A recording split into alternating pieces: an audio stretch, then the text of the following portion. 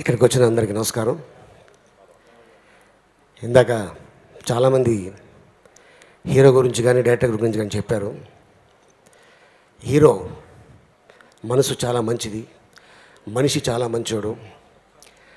తను పెద్ద ఫ్యామిలీ నుంచి వచ్చాను అని ఏనాడు కూడా ఒక చిన్న పాయింట్ కూడా గర్వం అనేది కనిపించలేదు.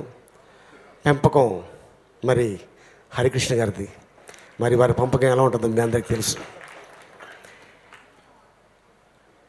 అండ్ అలాగే డైరెక్టర్ చాలా మంచి మనిషి.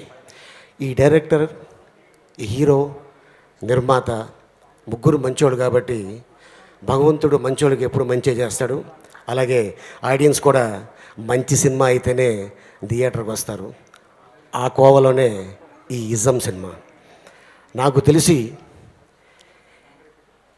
ఈడియట్ 3 అక్షరాలు, పోకిరి 3 అక్షరాలు, టెంపర్ 3 అక్షరాలు, ఇజం 3 అక్షరాలు, మొత్తం కలిపితే 12 అక్షరాలు. 1, 2, 3 అక్షరాలు.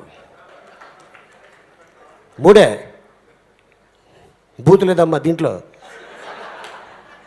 3 గురించి చెప్తున్నాను అంతే.